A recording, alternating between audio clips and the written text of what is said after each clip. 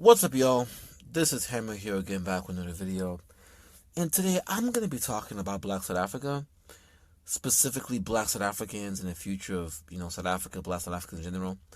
And what really inspired this video for me was the election of 2024 in South Africa, in which the ANC lost the majority. The DA, the white-led party, came number two. In fact, the white dude you're seeing on your screen right now is the leader of the DA. He came number two. And of course, you had the MK party, which came out of nowhere, and the EFF party. The MK party and the EFF party are both, black parties. They both support, land back and so that, right? And then DA, of course, the party that's support white settlers. So they're a white-led party, essentially. Now, the reason why I'm making this video is because, number one, I believe that in the long term, because I already made a video addressing this, right? In the long term, the situation that is in South Africa will no longer be tenable. That inevitably black justice will have to occur, right? Hopefully peaceful, but if not peaceful, it will be violent. Because I made a video talking about Zimbabwe versus South Africa, justice versus forgiving. I broke it down how, although you have all of this kicking the can out of the road, all these manipulations going on, inevitably, if things don't change, there will be a solution to this. The situation in South Africa is not tenable. And inevitably, there will be just for black people, whether it's peace or through violence, right? More likely violence if things don't change. And this election kind of, I think, proved my point, right? Because look, the ANC losing majority shows that, of course, I think a lot of black South Africans have lost faith in the ANC. And many of them will say, oh, it's because of corruption and stuff, but let's just keep it, okay? The reason why the ANC truly lost or failed is because the ANC never dealt with the core of the issue, which is that the white settler population still controls the vast majority of the wealth in that country. And it didn't matter what BEE programs, it didn't matter what they did. Until you dealt with that issue, nothing else mattered. And what's so funny is that, Zimbabwe and South Africa were in the same position because, originally Zimbabwe used to be Rhodesia, white minority rule, then it went to black majority rule. South Africa, of course, white minority rule went to black majority rule. But both countries chose a different path. When it came to Zimbabwe, Mugabe understood that, hey, as long as a white settler population controls most of the wealth, the land, you will never have, the black native population will never truly be empowered. So he had to go put hands on the white folk and take shit back. And of course, although he dealt with the sanctions and everything, in the end, in the long term, it benefited Zimbabwe because now the black native Zimbabweans have full control of the country now, economically and politically, and they're just going forward. They're going to grow economically. It's gonna be fine economically. Although there's some struggles, but they're gonna be fine. But when it comes to South Africa, because after apartheid ended, yes, they passed on the baton politically to black South Africans, but because you allowed economic apartheid to persist, the white majority to maintain their power, economic equality persisted. And instead of you following the path of Zimbabwe, you essentially allow white South Africans to use Zimbabwe as a boogeyman, so like how they quote unquote use, black majority rule in South Africa as a boogeyman to keep you from actually dealing with the source of the issue. Okay, so if you can deal with the source of the issue, which is that white settlers control most of the wealth, then the only next thing is just blame ANC for everything, right? Yes, there's some things you can blame them for, but the economic inequality there has more to do with the white settler population and the fact that they will have to keep most of the wealth.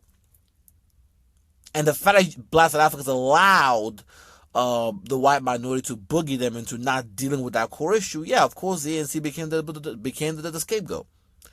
Until not only were they able to weaken the ANC's majority, they were even able to get black South Africans to support the DA to such a point that now the DA is number two, which is crazy because white South Africans are what, 7% population? So even if you put white South Africans, colors and Asians, they should together still, even if they all voted for the DA, that does not explain why the DA is number two, second party in South Africa.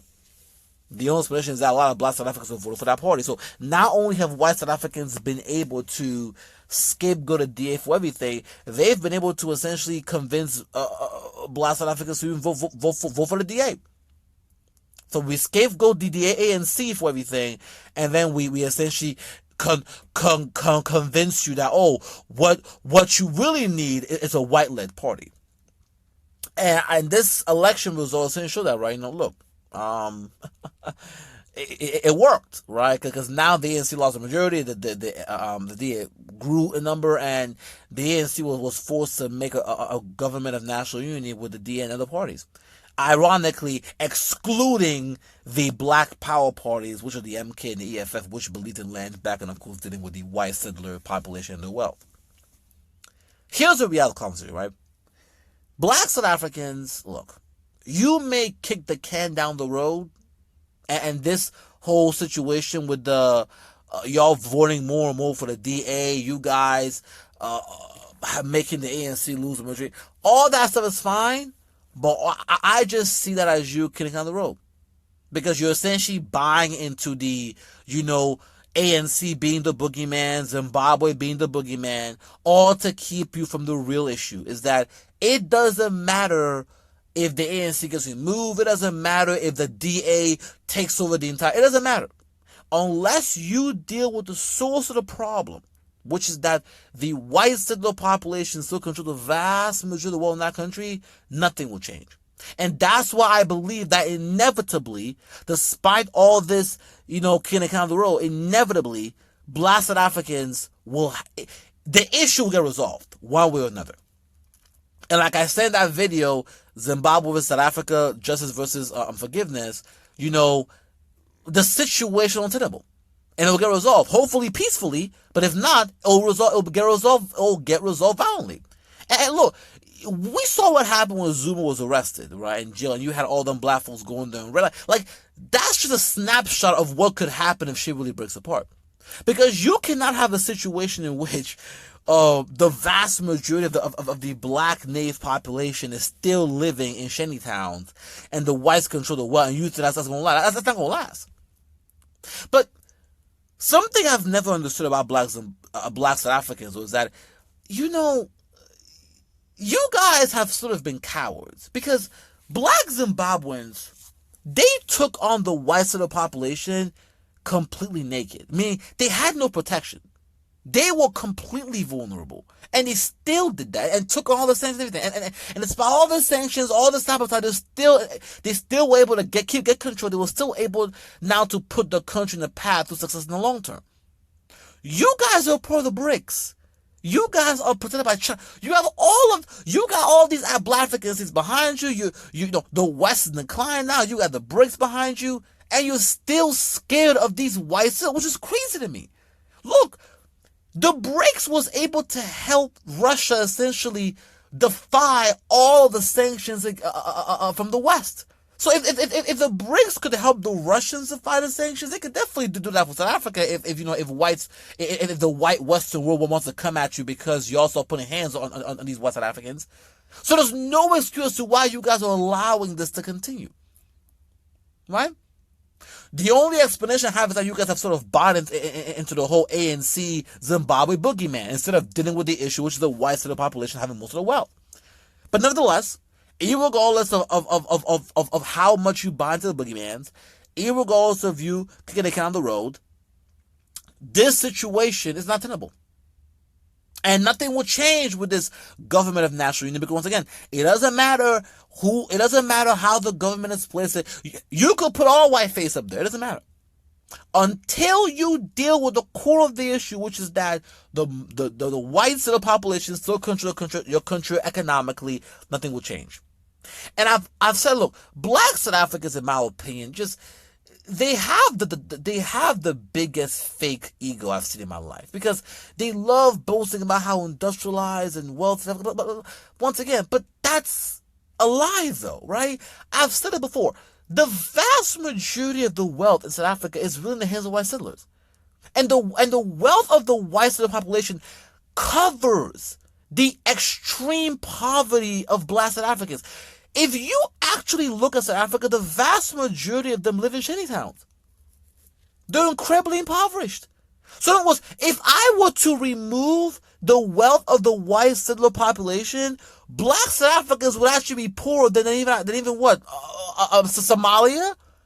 It's only because you guys have sort of been covered, or your image, or the country has sort of been covered by the capital of the white settlers, that there's a perception of wealth.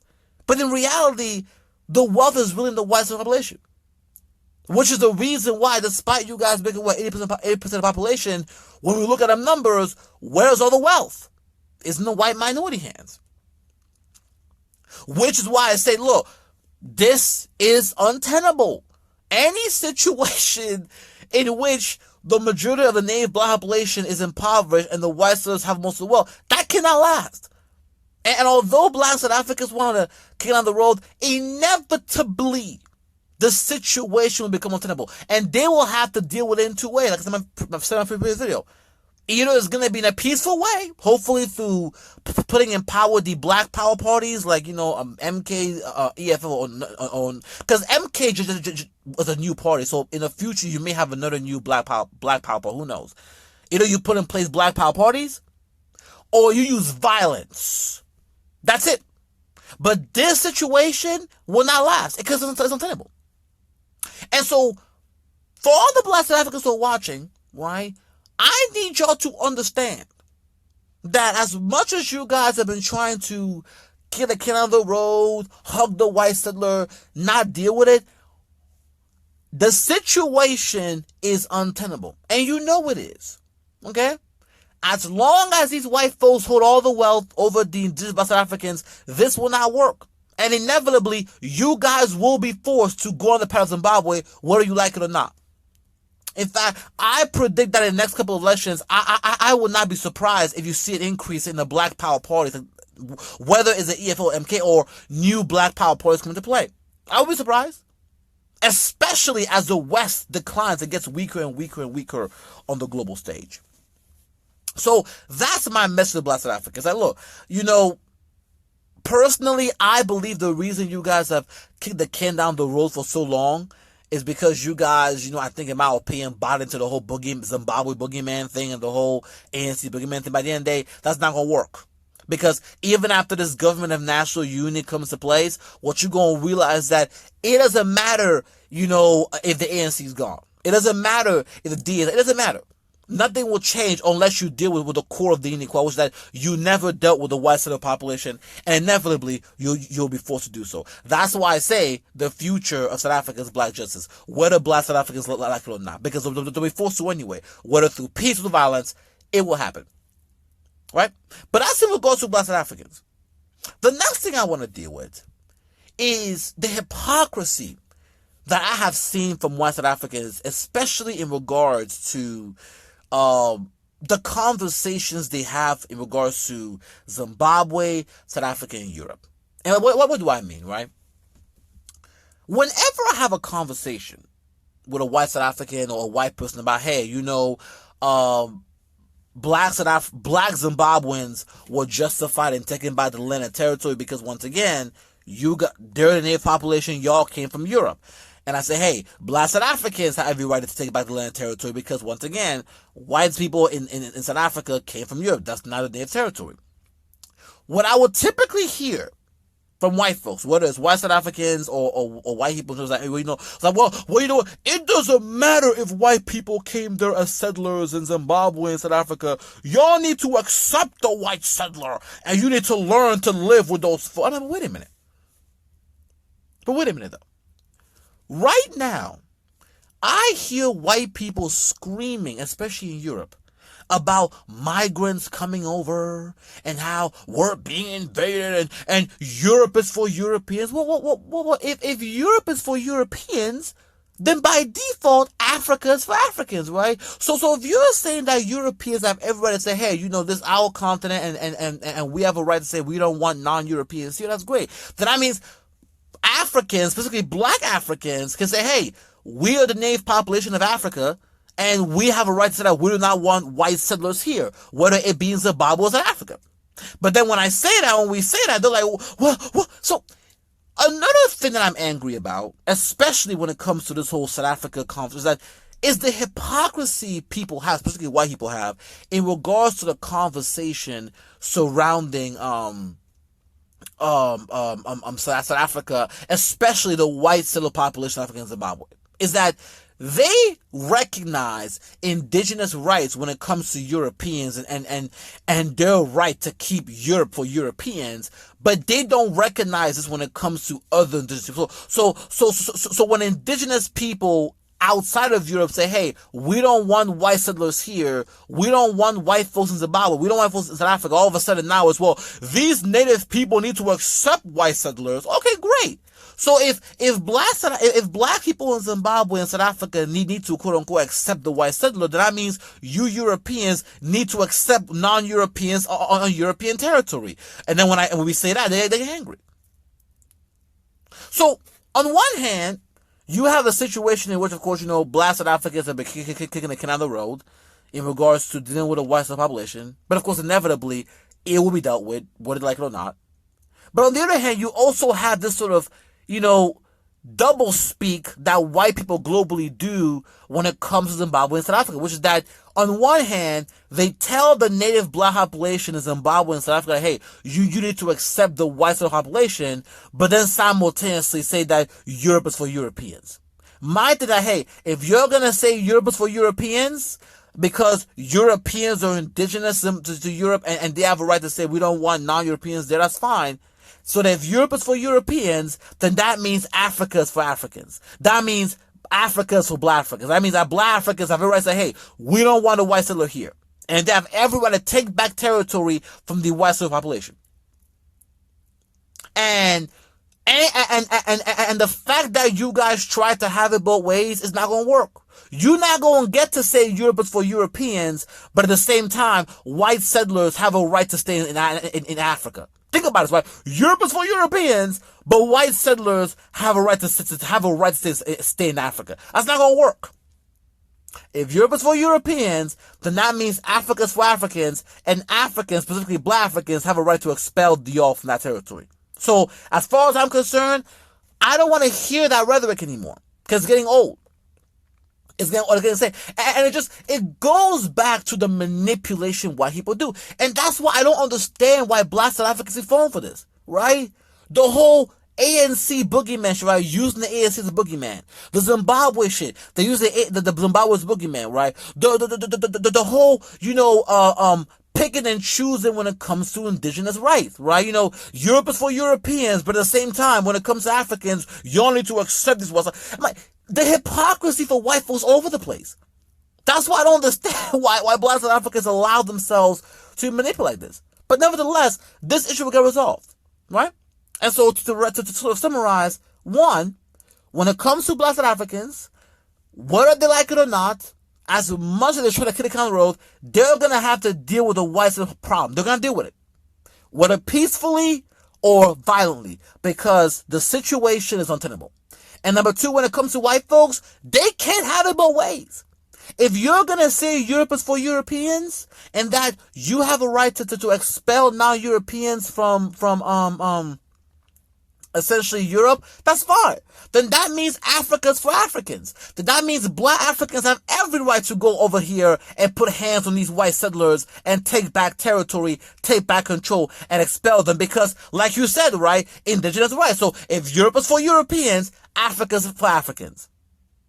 And the fact that you guys try to have it both ways is not going to work.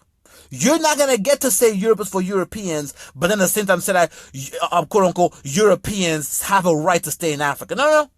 If Europe is for Europeans, then Africa's for Africans. And that means that when we go out here and put hands on white folks, we better not hear shit. It is what it is. Europe is for Europeans, then that means Africa's for Africans, and that means black Africans have every right to expel these white settlers back to where they came from, or take back all the stuff that the white settlers have stolen from the black native population. And so that's essentially where at this point, right? But at the end of the day, look, South Africa, in my opinion, seems like they are the last territory in Africa left that has not really fully decolonized. right? All of the other territories are sort of, are further along. They still have some issues here. For example, if we look at West Africa, many of them are still using the CFA franc. So the other African countries that are still dealing with decolonization, it's fine. But South Africa is, you guys are so behind that you still have white folks in government. Look at Zimbabwe. I don't see a single white. I can almost guarantee if I search up the government of Zimbabwe, I don't see, there is no Zimbabwean version of the DA. There is no white party in Zimbabwe. This white dude you're seeing right now, he could never exist there. And that's the reason why white South Africa, love to boogeyman Zimbabwe, because that's what they fear. They understand that inevitably, because it'll happen, but inevitably, when the issue of the white settler is dealt with, they're not going to be able to pull the ship and deal with in South Africa. And so it's in their interest to use Zimbabwe as a boogeyman to maintain as much control as possible, as long as possible. But as far as I'm concerned, that's untenable. That's what says that. They've been able to do a pretty good job. They've been able to manipulate Black South Africans for a pretty long time, but I feel like inevitably, whether Black South Africans like it or not, they're going to have to deal with the white settler, whether in a peaceful, violent way. It is what it is. It is what it is.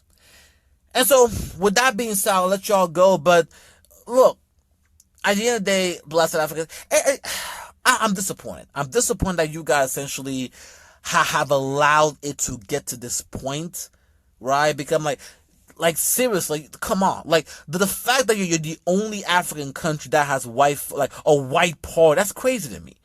But at the end of the day, whether you like it or not, you're gonna have to deal with this problem. And I prefer that it's dealt with peacefully. But if white South Africans don't want to be dealt peacefully, it can be dealt with violently. And as much as Black South Africans have been trying to resist it, inevitably, they will be back into. I believe that they'll have no choice. They'll have no choice. They'll have no choice. So, at the end of the day, you can Black South Africans, y'all can run from it, y'all can cry about it, y'all can do what you want. But the situation you have now is untenable. And as long as you don't deal with the white population, nothing else matters. And inevitably, you will be forced to deal with this issue of the white settler, the Boer, controlling most of the wealth. Whether it be through peaceful means or through violent means. It is what it is. I hope it's peaceful, but if it needs to be violent, then y'all will have no choice with that too. But it's inevitable. The future of South Africa is black justice, whether Black South Africans like it or not, whether white South Africans like it or not, or whether the world likes it or not. This issue will be dealt with. It is what it is. But with that being said, y'all, I'm going to leave it there. Y'all tell me in the chat what you guys think, where you guys agree. And with that being said, like, share, subscribe, hammer out.